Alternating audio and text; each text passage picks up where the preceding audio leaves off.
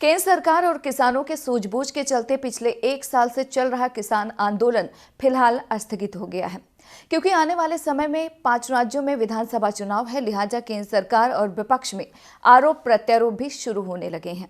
इन्हीं तमाम मुद्दों पर बातचीत करने के लिए आज हमारे साथ मौजूद हैं बीजेपी के किसान मोर्चा के राष्ट्रीय अध्यक्ष और लोकसभा सांसद राजकुमार चाहर। जनतंत्र टीवी में आपका स्वागत है। जी धन्यवाद। लंबे समय से किसान आंदोलन कर रहे थे, सरकार ने उनकी मांगों को मान लिया। अब उन्होंने अपना आंदोलन भी स्थगित कर दिया है। कांग्रेस पार्टी और समाजवादी पार्टी इसे अपनी जीत करार दे रहे हैं। आपके लिहाज से किसकी जीत और किसकी हार है? देखिए, ये जीत और हार का प्रश्न नहीं है। 3 कृषि विधेयक किसानों के हित के लिए देश के प्रधानमंत्री माननीय नरेंद्र मोदी जी लाए थे। कुछ किसानों को समझाने में हम लोग कामयाब नहीं हो पाए और उसके बाद ये 3 कृषि विधेयक थे किसानों के हित के लिए। आज भी हम कह रहे हैं, पहले भी यही बात हम कह रहे थे।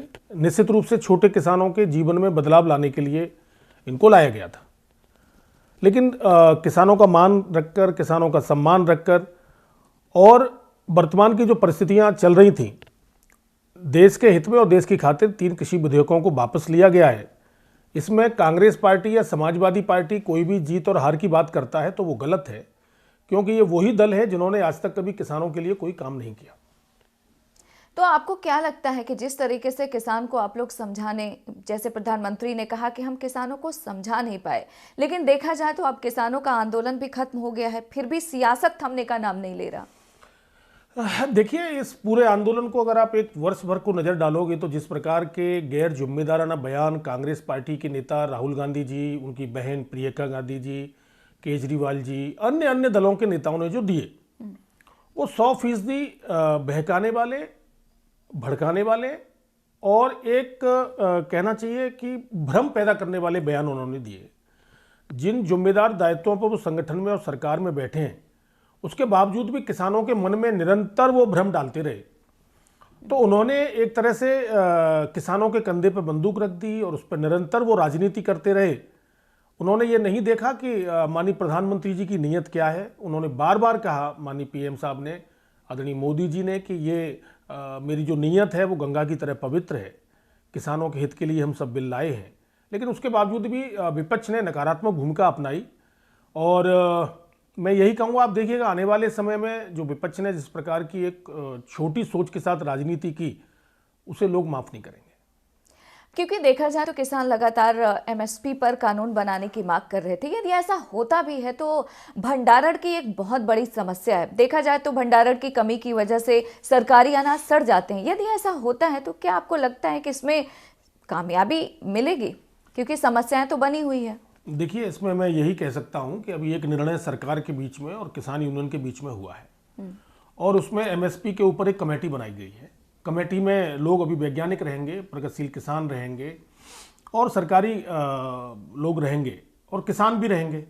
तो ये कमेटी अभी बनेगी, कमेटी उसका अध्ययन करेगी और जो किसान के हित में होगा, मुझे लगता है वो निर्णय आने वाले समय में लिया जाएगा। आपकी अगर बात करें तो आप खुद भी एक किसान हैं और खेती बाड़ी से भली भांति वाकिफ भी हैं, लेकिन जिस तरीके से केंद्र सरकार की तरफ से कहा जा रहा था, जो छोटी किसानी करते हैं उनके लिए यदि कोई कानून लाया जाता है तो क्या आपको लगता है कि समस्या हो सकती है? देखिए, मैं ये कहता हूँ कि 6% जो किसान है वो एमएसपी पे अपना 23 फसलों को वो बेचता है। 94% जो देश का किसान है, जिसे कहेंगे बहुत छोटा किसान, लघु किसान, वो अपनी आज उनकी स्थिति ऐसी रह गई है कि 2 बीघे, 4 बीघे, 5 बीघे उनके पास जमीन है। अपने अगर वो खेत में करेंगे तो इतना ही कर पा रहे हैं कि परिवार अपना चला पाए। तो सरकार ने अभी 10,000 एफपीओ देने की बात की है, जिसके अंदर किसानों का एक ग्रुप मिलकर सरकार से सहयोग और अनुदान लेकर खेतीबाड़ी की नई तकनीकी से खेतीबाड़ी करके उसमें लाभ कमाने का काम करेगा। तो अब तो एक एफपीओ एक बड़ा रास्ता है जो किसानों के लाभकारी सिद्ध होगा किसानों के लिए और आने वाले जीवन में बदलाव लाएगा। ये एफपीओ से ही संभव है। अगर फतेहपुर सीकरी की बात करें तो देखा जाए आज तक समाजवादी पार्टी का खाता नहीं खुला, तो क्या आपको लगता है कि ये जो रिकॉर्ड आप लोगों ने बनाया है ये भविष्य में भी बरकरार रहेगा? देखिए, समाजवादी पार्टी कभी सैफई से आगे निकली नहीं। सैफई का विकास जो उनके गांव का है वो उनके इर्द गिर्द ही रहा सारा, और आगरा में समाजवादी पार्टी का कोई असर नहीं है। हमारे जो फतेहपुर सीकरी और आगरा जिले की अगर आप बात करें तो आज तक समाजवादी पार्टी कभी कोई सीट वहाँ नहीं जीत पाई है और आगे भी ये रिकॉर्ड कायम रहेगा। क्योंकि आपकी अगर बात करें तो आप भारी मतों से विजयी हुए थे अपने क्षेत्र से और आपने तमाम रिकॉर्ड भी बनाए थे, इसकी वजह क्या थी? देखिए, देश के प्रधानमंत्री माननीय नरेंद्र मोदी जी को जनता प्रचंड बहुमत देना चाहती थी। मुझे प्रसन्नता है कि मेरे लोकसभा क्षेत्र के लोगों ने उत्तर प्रदेश के अंदर सर्वाधिक मोदी जी को पसंद किया और मोदी जी को एक बड़ा समर्थन मेरे क्षेत्र की जनता ने दिया और मुझे एक कार्यकर्ता के नाते उन्होंने स्वीकार किया और मुझे एक सेवक के रूप में उन्होंने अपना प्रतिनिधि चुन के भेजा। इसके लिए मैं फतेहपुर सीकरी की जनता का बहुत ही आभार हृदय से व्यक्त करता हूँ। क्योंकि देखा जाए जिस क्षेत्र से आप आते हैं वहाँ किसान भी बहुत ज़्यादा हैं। अब तो किसान कानून वापसी भी हो गया है, तो क्या आपको लगता है कि जो लगातार नाराज़गी की बात कही जा रही थी खासतौर में किसानों की, वो अब खत्म हो चुका है? देखिए, किसानों की नाराज़गी तो पहले भी नहीं थी। कुछ दलों के जो समर्थक हैं या ये कहिए कि उन दलों के कुछ वोटर तक जो उनको वोट देते चले आए हैं परंपरागत रूप से कुछ लोग, तो वो निश्चित रूप से उनके साथ खड़े थे। वो पहले भी हमारे साथ नहीं थे और मुझे लगता है आने वाले समय में भी शायद वो जो विरोधी मानसिकता के लोग हैं वो हमारे साथ नहीं आएंगे, लेकिन आम जनमानस भारतीय जनता पार्टी के साथ है और भारतीय जनता पार्टी का साथ देगा। मोदी जी का नेतृत्व और उत्तर प्रदेश में योगी जी की अधिक अच्छी कार्यशैली जो शासन की रही है, तो निश्चित रूप से भारतीय जनता पार्टी के विचार के साथ लोग जुड़े हुए हैं और वो बीजेपी का समर्थन करेंगे। इसके अलावा जब प्रधानमंत्री उत्तर प्रदेश पहुंचे, उन्होंने लाल टोपी वाला बयान दिया। अखिलेश यादव ने भी उसके जवाब में एक ट्वीट किया जिसमें बेरोजगारी और महंगाई को लेकर तमाम तंज कसे। जिस तरीके से ये बयानबाजी हो रही है खासतौर पर अखिलेश यादव की तरफ से, क्या आपको लगता है कि बीजेपी के लिए कुछ मुश्किल हो सकती है? देखिए, मैं आपको बड़ा स्पष्ट करूं, माननीय प्रधानमंत्री मोदी जी ने जो कहा लाल टोपी को लेकर, उत्तर प्रदेश की जनता ने लाल टोपी और लाल टोपी वालों के कारनामे देखे। किस प्रकार की गुंडागिर्दी, लोगों की जमीन पर कब्जा करना, किस प्रकार की अंधेरगिर्दी, किस प्रकार की गौ हत्याओं के मामले, एक वर्ग विशेष के द्वारा किस प्रकार का तांडव उत्तर प्रदेश के अंदर किया गया। वो अलग बात है कि आज ऐसे लोगों के खिलाफ बुलडोजर भी योगी जी का चल रहा है। तो अखिलेश यादव जी की बौखलाहट है और आप देखिएगा जैसे जैसे चुनाव नजदीक आता चला जाएगा, उत्तर प्रदेश की जनता जब मतदान करने के लिए निकलेगी तो उनको पता है कि लाल टोपी वाले क्या करते हैं, तो वो लाल टोपी को किनारे करने वाले हैं उत्तर प्रदेश की जनता। मैं फिर आपसे कहूंगा कि प्रचंड बहुमत से भारतीय जनता पार्टी की सरकार उत्तर प्रदेश में बनेगी।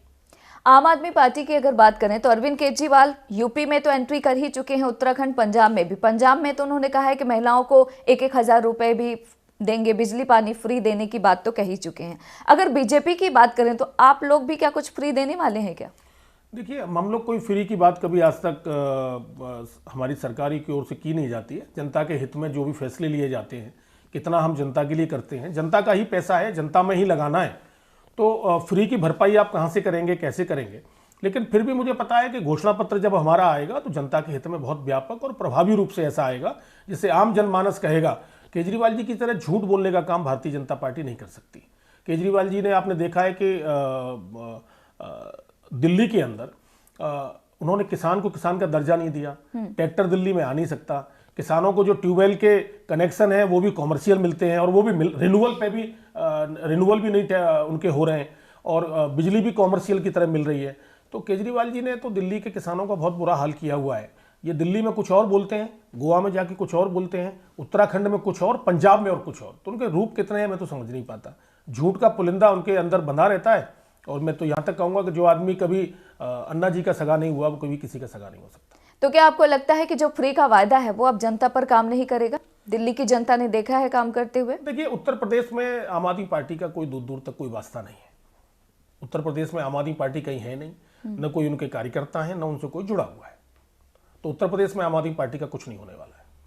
इसके अलावा जिस तरीके से उत्तर प्रदेश में योगी जी ने बुलडोजर चलवाया, समाजवादी पार्टी को सबसे ज्यादा इस बात को लेकर दिक्कत है। क्या आपको लगता है कि आने वाले समय में जिस तरीके से लगातार अखिलेश यादव ये आरोप लगा रहे हैं कि काम तो उन्होंने शुरू कराया था, योगी जी और मोदी जी केवल फीता काट रहे हैं?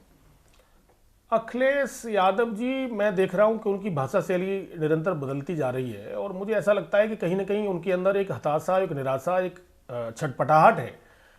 उन्हें भी लग रहा है कि सरकार नहीं बनेगी कितने भी प्रयास कर लें। तो अन्य अन्य प्रकार की भाषा को वो बदलते रहते हैं। और बुलडोजर तो उत्तर प्रदेश के मुख्यमंत्री जी ने, योगी जी ने चलाया है माफियाओं के खिलाफ, उन लोगों के खिलाफ जिन्होंने जनता का जीना दुश्वार किया, एक माफिया के रूप में वो लोग रहे। पहली बार लोगों पर जुर्माने लगे और पहली बार बुलडोजर जो है अपराधियों के घरों को तोड़ते हुए आगे निकला। आम जनता ने इससे राहत की सांस ली है और आम जनता को लगता है कि कहीं न कहीं योगी जी ने जो कानून व्यवस्था का जो राज किया है, ये राज स्थापित हमेशा रहना चाहिए। यूपी चुनाव की अगर बात करें, जिस तरीके से उत्तर प्रदेश की राजनीति में जिन्ना की एंट्री हुई है, क्या आपको लगता है कि इससे आप लोगों को फायदा मिलेगा? देखिए, मैं फायदे नुकसान की नहीं बात करता, ये सोच की बात है। समाजवादी पार्टी जब भी बात करती है तो वो जिन्ना की बात करती है। हम कभी भी बात करते हैं और हमें गर्व से हम कहते हैं कि हम अगर भगवान श्री राम की जन्मभूमि पर मंदिर बनाने की बात करते हैं तो मंदिर बनता है। अगर हम धारा 370 हटाने की बात करते हैं तो धारा 370 हटती है। अगर हम तो इस प्रकार जो भी हमारे राष्ट्रवाद के जो काम है हम करेंगे, उनको जिन्ना मुबारक। हमको भगवान श्री राम की जन्मभूमि, भगवान कृष्ण की जन्मभूमि, काशी विश्वनाथ, ये हमारे लिए हमारे एक तरह से कह सकते हैं कि हमारे जीवन का सबसे बड़ा प्रश्न यही है कि हम लोग उनके लिए काम करते हैं। भगवान राम के बताए हुए रास्ते पर चलना, उनके मंदिर का निर्माण हो और हो रहा है तो उनको जिन्ना मुबारक, वो करें जिन्ना की वकालत जितनी करनी है। क्योंकि समाजवादी पार्टी और कांग्रेस पार्टी ये लगातार आरोप लगा रही है कि क्योंकि बीजेपी को विकास पर भरोसा नहीं है, इसलिए ध्रुवीकरण करने की यूपी में कोशिश कर रही है। जिन्ना की बात किसने कही? जिन्ना की बात हम तो करते नहीं है। जिन्ना की बात तो अखिलेश जिन्ना की तुलना वो कैसे लोगों से कर रहे थे आपने देखा? तो ये तो समाजवादी पार्टी करती है। वो अपने वो तो लाल टोपी दिखाने के लिए उनकी लाल रहती है, उसके अंदर कुछ और उनके रखा हुआ है, बस उन्हें टोपी पहननी है, रंग अलग है। वक्त हुआ एक छोटे से ब्रेक का। ब्रेक के बाद भी हम बात करेंगे भाजपा के लोकसभा सांसद राजकुमार चाहर से।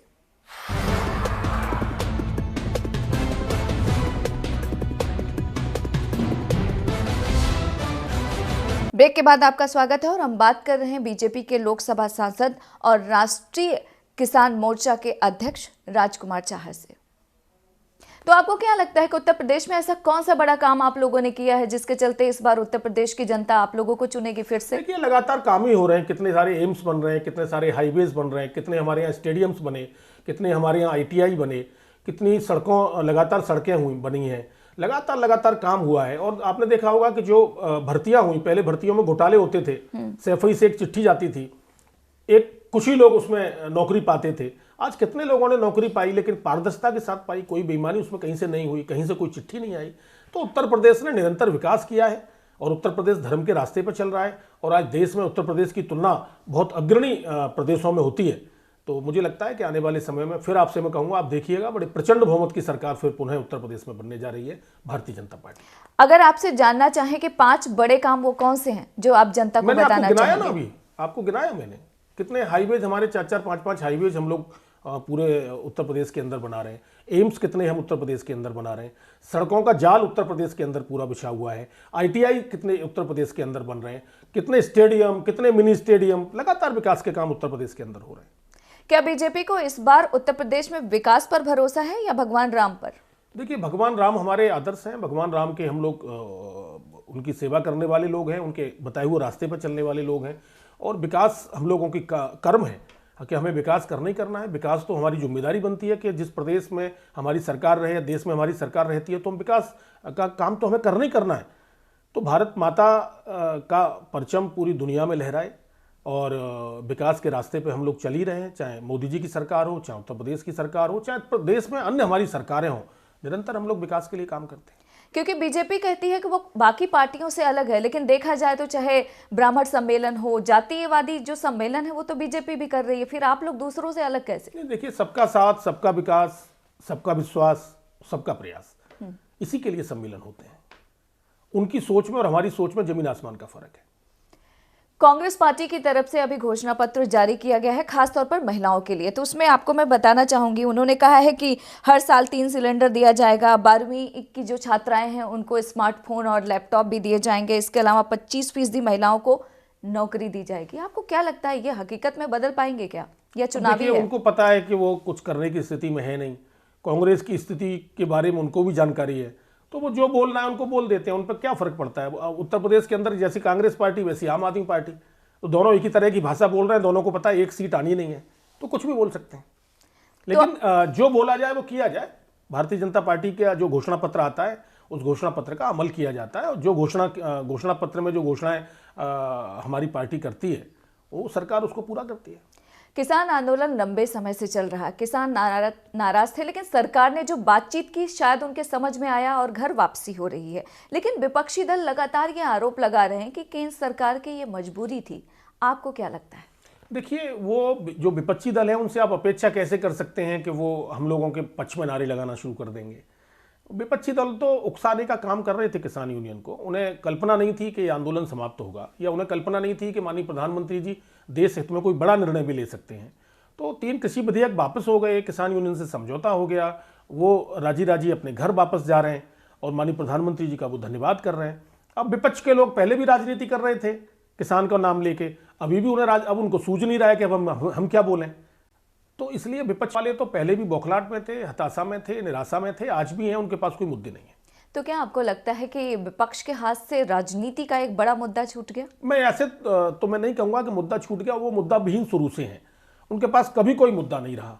वो सकारात्मकता की राजनीति करते ही नहीं है, उन्हें नकारात्मकता की राजनीति करनी है। जब भी आपने देखा होगा, चाहे धारा 370 हटे, चाहे कोई और महत्वपूर्ण देश में काम हो, तो उनको तो नकारात्मक बात करनी है, एक विशेष वर्ग के लिए बोलना है ना। तो जो पार्टी कभी मुस्लिम लीग से समझौता करती थी, कभी शिवसेना से समझौता करती है, तो उनकी विचारधारा क्या है आप समझ सकते हैं। उनकी कोई विचारधारा नहीं है, उनके पास नेतृत्व उनके पास है नहीं, एक परिवारवादी पार्टी बन के रह गई है। तो आप देखते होंगे कि पूरे देश के अंदर जितनी भी पार्टियां चल रही हैं, भारतीय जनता पार्टी को छोड़कर, सभी तो परिवार की पार्टियां हैं, एक व्यक्ति की पार्टियां हैं, विचार तो है ही नहीं कहीं। समाजवादी पार्टी की बात करें तो अखिलेश यादव लगातार कह रहे हैं इस बार उत्तर प्रदेश में 400 से ज्यादा सीटें आएंगी। इसे आप कैसे देखते हैं? अब वो तो अच्छा है, उन्होंने ये नहीं कहा कि 410 आएंगी, नहीं तो हो सकता है कि वो गिनती भी भूल जाते। देखिए, उनको सच्चाई पता है, तो एक इस तरह की बातों का प्रयोग वो कर रहे हैं, ये बच्चों जैसी बातें हैं। कोई ये कह दे कि हम 400 सीटों से ज़्यादा लाएंगे, तो या तो उनकी जुबान फिसल गई होगी, या उनको याद नहीं रहा होगा कि उत्तर प्रदेश के अंदर कितनी सीटें हैं। तो मुझे लगता है कि अखिलेश यादव जी, आप देखिएगा, मैं आपसे पुनः कह रहा हूं कि वो उनके चेहरे और जो उनके पक्ष में चेहरे निकलते हैं चुनाव प्रचार में, एक से एक गुंडा नजर आता है। जो उनके प्रचार में निकलेंगे लोग, उनकी टोलियां जो निकलती हैं, तो वो जब लोगों को पता चलता है कि अरे ये समाजवादी पार्टी का नेता है, अरे अरे इनकी तरफ तो देखना भी नहीं है। तो इस तरह के चेहरे जब उनके अभी निकल रहे हैं और निकलेंगे आने वाले समय में, तो आप देखिएगा, सबको लगता है कि भाई ये लोग जो पहले भी सरकार रह चुकी है और उसके परिणाम सबने भुगते हैं, उत्तर प्रदेश की जनता बड़ी मुश्किल से इनसे पीछा छुड़ा पाई है, तो इनकी तरफ तो देखना भी नहीं चाहती है। आप फिर देखिएगा, भारतीय जनता पार्टी की प्रचंड बहुमत की सरकार उत्तर प्रदेश में बनने जा रही है। यूपी की अगर बात करें तो अखिलेश यादव लगातार छोटे छोटे दलों को एक साथ करने की कोशिश कर रहे हैं, तो क्या आपको लगता है कि आप लोगों के लिए बड़ी चुनौती हो सकते हैं? देखिए, चुनौतियां कोई नहीं है, सब मिलकर लड़े, सारे लोग मिल जाएं, तो क्या फर्क पड़ता है, मिल जाए। जनता जानती है, जनता हमारे साथ है। ये दलों में आपस में बंटवारा जैसे भी करना चाहें करें, जनता हमारे साथ है। क्योंकि बीजेपी का एक नारा भी है कि 100 में 60 हमारा है, 40 में बंटवारा है, तो क्या ये सच है?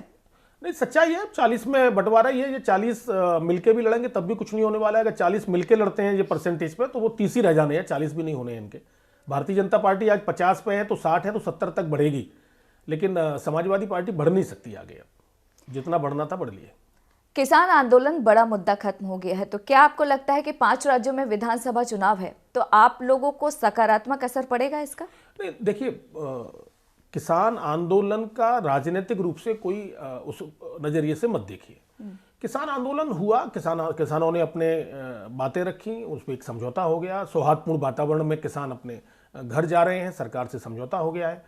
और किसान यूनियन के लोगों को भी ये पता है कि देश के प्रधानमंत्री माननीय नरेंद्र मोदी जी जितना किसानों के लिए लगातार कर रहे हैं, चाहे हमारी पहली सरकार जब माननीय अटल जी की बनी थी, तो किसान क्रेडिट कार्ड उन्होंने दिया था किसान को, पहली बार साहूकारों से मुक्ति मिली थी किसान को, ये आम किसान जानता है।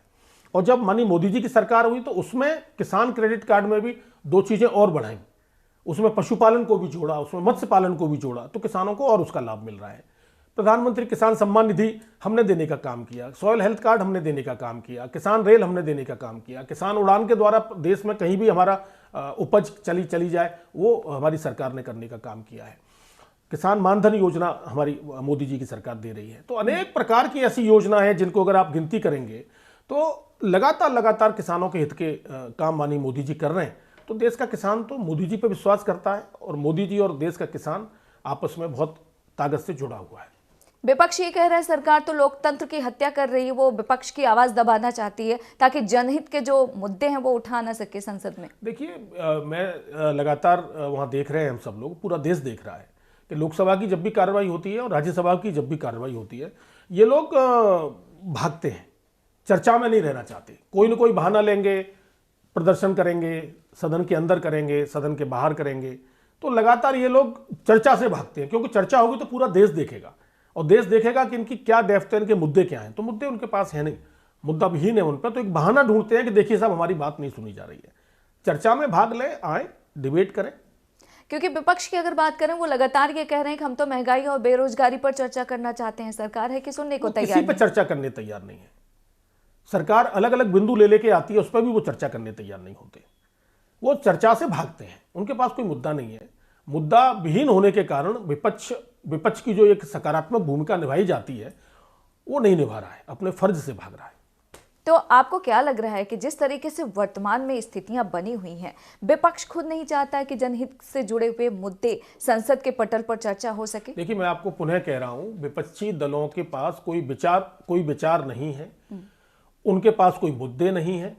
विपक्षी दलों पे आप नजर दौड़ा के देखिएगा तो चाहे वो कांग्रेस पार्टी हो, चाहे अन्य छोटे दल हो, वो सब एक परिवार की पार्टियां हैं, अपने परिवार को चला रहे हैं, बाप बेटा बेटी, यही उनके मुद्दे हैं। वो कैसे राजनीति में जिंदा रहें, उसके लिए वो लगातार अपना कुछ न कुछ हल्ला गुल्ला पार्लियामेंट के अंदर करते रहते हैं।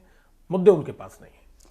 आपको मैं एक और सवाल जानना चाहूंगी, खासतौर पे उत्तर प्रदेश से जुड़ा हुआ। क्या आपको लगता है कि वो कौन कौन सी कार्यशैली है आप लोगों की, और आप लोगों को क्यों इतना भरोसा है कि उत्तर प्रदेश में एक बार फिर से यूपी की जनता योगी जी को चुनने वाली है? देखिए, एक तो भारतीय जनता पार्टी का जो काम है करने का, सरकार में रहते हुए भी और जब विपक्ष में भारतीय जनता पार्टी रही तब भी, वो अपने एक विचार को लेकर आगे चलती है, एक विचारधारा के लिए काम करती है, नेशन फर्स्ट के लिए काम करती है। नेशन फर्स्ट, पार्टी सेकंड, और हम व्यक्तिगत रूप से तीसरे नंबर पे आते हैं। विपक्षी दलों के पास न तो कोई विचार है, न उनके पास कोई मुद्दे हैं। और आज भारतीय जनता पार्टी संगठन के रूप में बिल्कुल निचले स्तर तक पहुंच गई है। अंत्योदय हमारा नारा है, जो माननीय दीनदयाल उपाध्याय जी ने अंत्योदय का एक सपना देखा था। तो आज आप देख रहे हैं कि गरीबों के लिए किस प्रकार मोदी जी की सरकार, और उत्तर प्रदेश में साथ में योगी जी ने भी किया, डबल किसान गांव के जो आम जनमानस है, गरीब कल्याण की योजनाएं चलाई जा रही हैं, उनको अन्न दिया जा रहा है। आज संगठन में भी पन्ना प्रमुख तक हमारे बन गए हैं।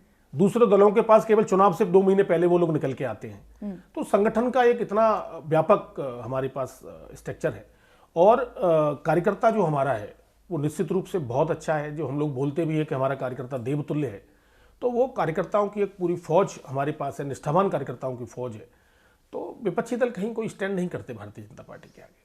आखिरी सवाल, देश पूरा चुनावी मोड में है, क्योंकि 5 राज्यों में विधानसभा चुनाव भी है। लेकिन देखा जाए तो ओमिक्रॉन जो नया वेरिएंट है कोरोना का, उसने भी दस्तक दे दिया है। ऐसे में क्या आपको लगता है कि चुनावी रैलियों के साथ साथ एहतियात बरतने की भी जरूरत है? देखिए, निश्चित रूप से एहतियात तो हमें आज भी बरतना चाहिए, चाहे कोई नया वेरिएंट आए या नहीं आए। लापरवाही ठीक नहीं है। और जिस प्रकार से देश के प्रधानमंत्री माननीय नरेंद्र मोदी जी ने कोरोना के इस काल में जो मुकाबला किया है, और पूरी दुनिया के अंदर ये दिखा दिया है कि भारत उसमें अग्रिम पंक्ति में रहा, अपने देश की वैक्सीन बनाई, और अपने देश की वैक्सीन को अपने देशवासियों को भी लगाया रिकॉर्ड उसमें, और विदेशों को भी उसको सहयोग के लिए भेजा। तो मैं समझता हूं कि आज मोदी जी की आम जनमानस उनको धन्यवाद दे रहा है, आभार प्रकट कर रहा है। तो सावधानी तो हमें हर समय बरतनी चाहिए, और सावधानी के साथ ही जीवन में आगे बढ़ना चाहिए। और मैं तो यही कहूँगा कि निश्चित रूप से हम लोग सावधानी बरतें, वेरिएंट ना आए तो बहुत ही अच्छा है। आपने हमें समय दिया, उसके लिए आपका बहुत बहुत शुक्रिया। जी धन्यवाद, शुक्रिया। तो आप सुन रहे थे बीजेपी नेता राजकुमार चाहर को, जिन्होंने तमाम सवालों के जवाब बड़े ही बेबाकी के साथ दिए। फिलहाल आप हमें और हमारी टीम को इजाजत दीजिए और देखते रहिए जनतंत्र TV.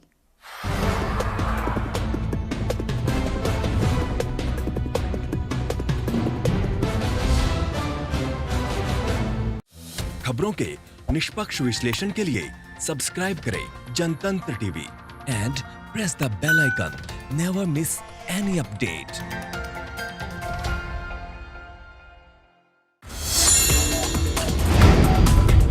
Download the Janatantra TV app, available on Google Play and App Store. Download it now.